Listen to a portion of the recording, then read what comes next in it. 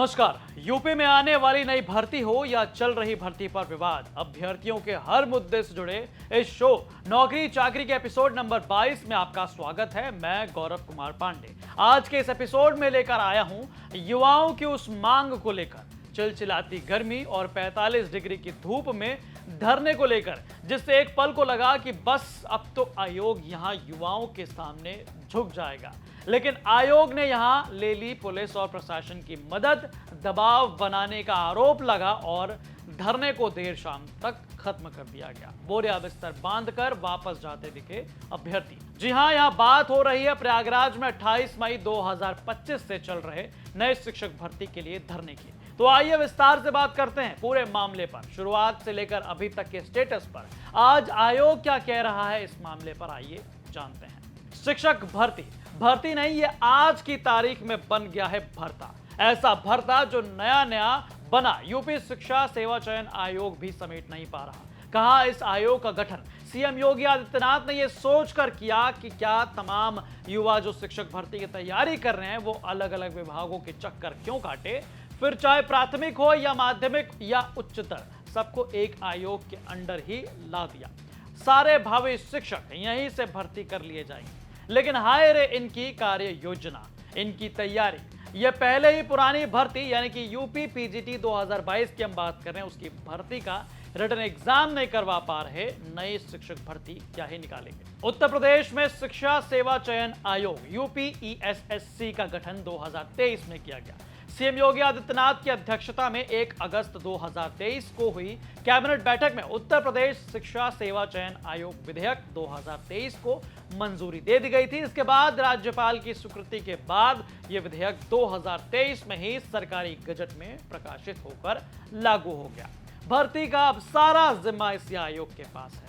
अब आज आइए नई शिक्षक भर्ती की मांग करने वालों पर, जो 28 मई 2025 से धरने पर बैठे जरूर, लेकिन 10 जून को इन पर प्रशासन और पुलिस का भयंकर दबाव बनवाकर उठा दिया गया। सवाल उठता है कि ये इतना क्यों भर्ती कर रहे हैं। दरअसल शिक्षक भर्ती की बात की जाए तो ये 3 स्तर पर होती है: प्राथमिक शिक्षक भर्ती, माध्यमिक शिक्षक भर्ती या इसके अलावा उच्चतर या फिर राजकीय इंटर कॉलेज में शिक्षकों की भर्ती। लेकिन सबसे ज्यादा जो चर्चा में रहती है वो है प्राथमिक और माध्यमिक। प्राथमिक शिक्षक भर्ती यानी कि प्राइमरी टीचर की भर्ती आखिरी बार ये 2018 में हुई। 2020 में इसका रिजल्ट आ गया। इसके लिए पढ़ाई या स्पेशल कोर्स जो करना पड़ता है वो है डीएलएड या बीटीसी, जो 2 साल का होता है। अब चलिए आप ही बताइए, 2 साल का ये कोर्स किए पता नहीं कितने लाख अभ्यर्थी 2018 से अब तक भर्ती का ही इंतजार कर रहे हैं कि चलिए सरकार या आयोग जल्द ही भर्ती को ला देगी, लेकिन ऐसा हुआ नहीं।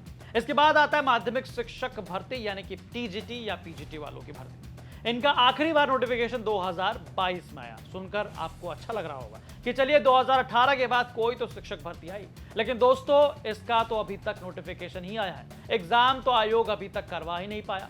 अब सोचिए, इसके लिए पढ़ाई या स्पेशल कोर्स करने वाले यानी कि बीएड, बैचलर ऑफ एजुकेशन किए हों और साथ ही साथ सीटेट और टेट परीक्षा पास हों।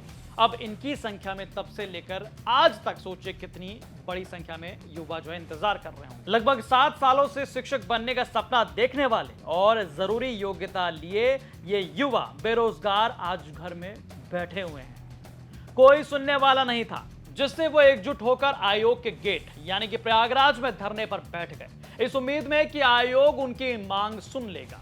21 मई 2025 को न्यूज़पेपर की कटिंग शेयर कर यूपी सरकार की ओर से कह दिया गया कि भैया 1,93,000 शिक्षकों की भर्ती आने वाली है और मार्च 2026 तक पूरी कर ली जाएगी। फिर चंद घंटों में इसे हटा दिया गया। फिर 28 मई से शुरू हुआ धरना। आयोग से इस कड़ी धूप में सवाल करता, नारे लगाता। फिर आयोग ने भैया 10 जून को भारी पुलिस बल के साथ अधिकारियों को बुलाया और ज्ञापन लेकर धरना खत्म करवा दिया। बकायदा जो इस आंदोलन को लीड कर रहे थे रजत सिंह, उन्होंने सुनिए यूपी तक से क्या कुछ कहा। किसी तरीके से इस आंदोलन को चला रहे थे, वो भी सर हमने सबने एकदम शांतिपूर्ण आंदोलन किया। लेकिन कहते हैं ना कि कभी आप सरकार से और शासन से प्रशासन से नहीं जीत सकते हो। जिस दिन वो चाहेंगे उस दिन आंदोलन का समाप्त हो सकता है। आज हमें दबाया गया है, लेकिन ज़रूरी है कि आज मुझे दबाने से कोई मुद्दा नहीं दबेगा, क्योंकि ये 15 लाख लोगों का भविष्य की लड़ाई है। आज मेरे ऊपर दबाव बना है और किसी के ऊपर दबाव बना है, 2-4 लोग मेरे साथी उन पर दबाव बना है। लेकिन 15 लाख लोगों की लड़ाई में कहीं ना कहीं किसी का आवाज़ तो ज़रूर आएगी जो इस लड़ाई को लड़ने के लिए आगे आएगा। ये इलाहाबाद में आप जिस कमरे में आए, मैं तो हॉस्टल में रहता हूँ, मेरे कमरे में ये स्थिति है कि मेरे यहाँ हॉस्टल से नोटिस आ गई है मेरा कमरा खाली कराने के लिए।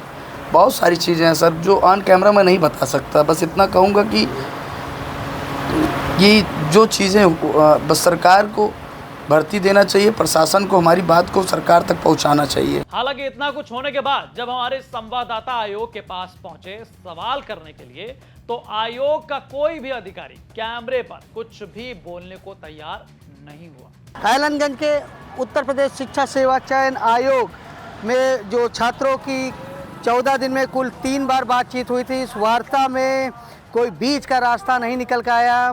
उसके बाद कल अचानक छात्रों का प्रदर्शन समाप्त हो गया। हालांकि इस मामले में आयोग लगातार कह रहा है कि हमने छात्रों की बातों को ऊपर तक के लोगों तक पहुंचा दिया है, यानी सरकार तक और जो ऊपर इनके अधिकारी उन तक पहुंचा दिया है।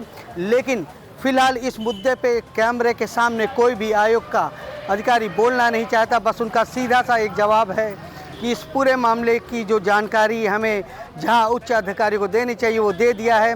जब ऊपर से कोई आदेश आता है तो उसके बाद हम बता देंगे और सूचित कर देंगे। हालांकि जो प्रदर्शन समाप्त हुआ, वहीं रजत का ये कहना है कि प्रदर्शन भले ही समाप्त हो गया हो, लेकिन जो प्रदर्शन की चिंगारी थी वो कम नहीं हुई है और आज नहीं तो कल फिर से प्रोटेस्ट शुरू हो जाएगा। ये युवाओं का कहना है कि भले ही 3-4 लोगों पर दबाव बनाकर आयोग और प्रशासन ने धरना खत्म करवा दिया हो, लेकिन नई शिक्षक भर्ती की ये मांग बड़ी है।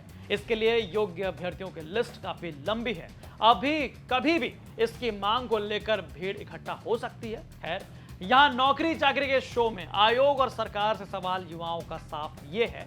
पहला सवाल, आखिर धरना खत्म करने के बाद आयोग की ओर से कब तक जारी की जाएगी नई शिक्षक भर्ती की जानकारी? दूसरा सवाल, आखिर सरकार और संबंधित मंत्री इस पर क्यों कोई ठोस कदम नहीं उठा रहे? तीसरा सवाल, भर्ती के लंबे लंबे इंतजार से तैयारी करने वाले योग्य अभ्यर्थी टूट रहे हैं, इसका जिम्मेदार कौन है? तो अब देखना होगा कि सरकार या आयोग की तरफ से इस पर क्या जवाब जो है वो आता है। लेकिन आपकी इस पर क्या राय है हमें कमेंट करके जरूर बताएं। बाकी तमाम खबरों के लिए आप देखते रहें यूपी तक। नमस्कार।